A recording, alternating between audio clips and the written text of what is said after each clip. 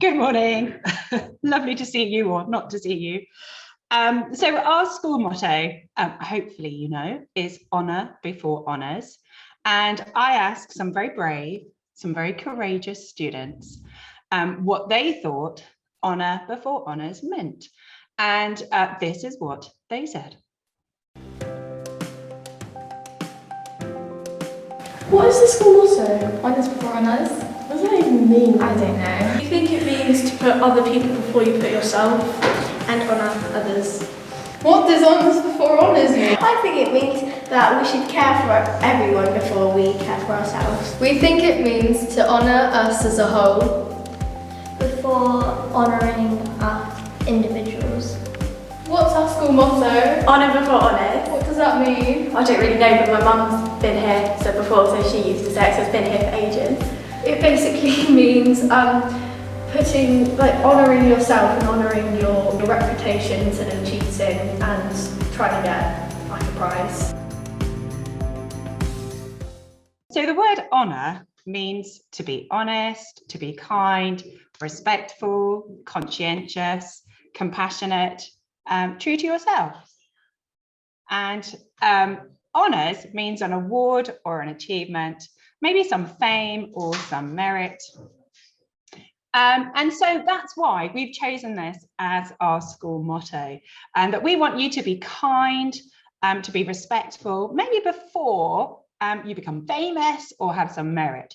So there's a very famous quote, in a world where you can be anything, be kind. And I think that in some ways sums up what we are aiming for in our honours before honours.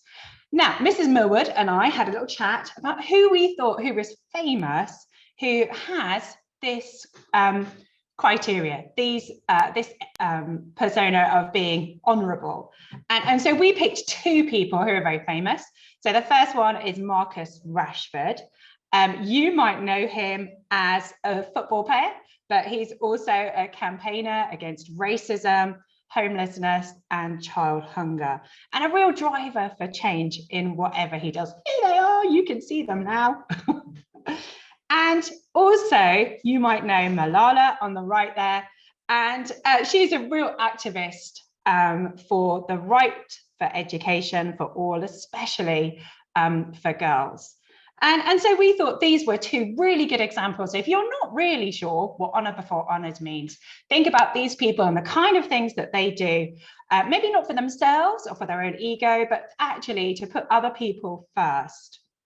So I had a discussion with some of my classes yesterday about who they thought in school had honour before honours. Who did they think was the embodiment of our school motto? Now, shall I tell everybody? I'm not sure. Mrs. McDonald cropped up in our list. Mr. Jewell cropped up in our list. Mrs. Stone cropped up in the list, but also people perhaps behind the scenes. So Mrs. Smith, who gives us tissues and hand sanitizer, those people quietly getting on with their jobs, helping us all, being kind, being smiley. Mrs. Stone cropped up on the list. Those people who put other people before themselves, who are kind, compassionate.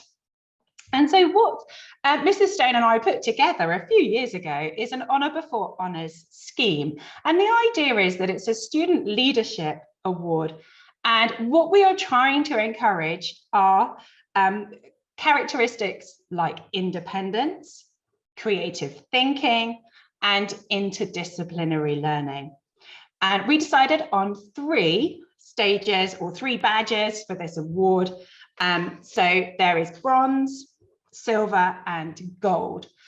And we put together this scheme to try and embody some of those, some of the thinking behind honour before honours. And what does it involve? Shall I tell you what it involves? So the next slide tells you that there are 12 criteria to be involved. Now, we decided to give you 10 and then to encourage your independence, because everybody's different, everybody's unique, everybody's got their own gifts and talents. We decided to leave 2 of them for you to decide. Now, I'm hoping that some of these you might be doing already.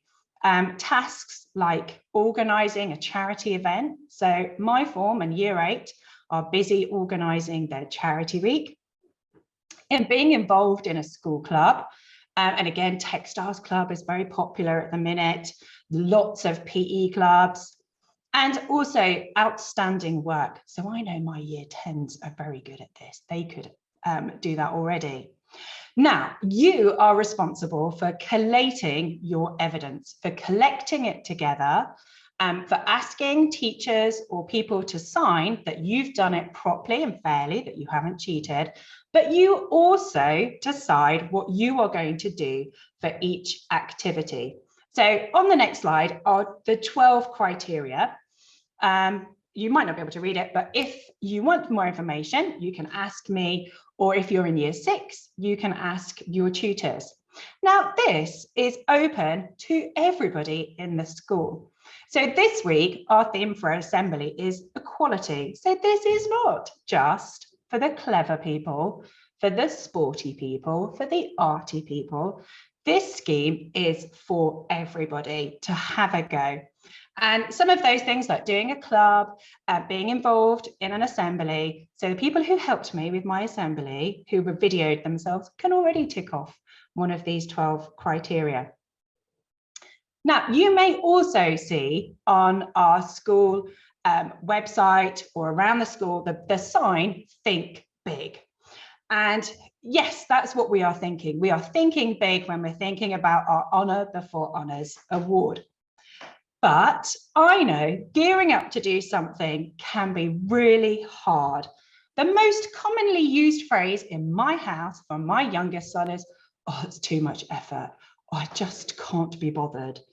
So deciding to do something is one thing, having the intention, but following through, getting it all signed off, getting it all ticked off is quite another.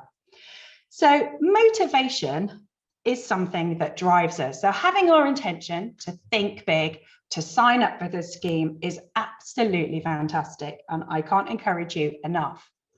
And yes, please be positive.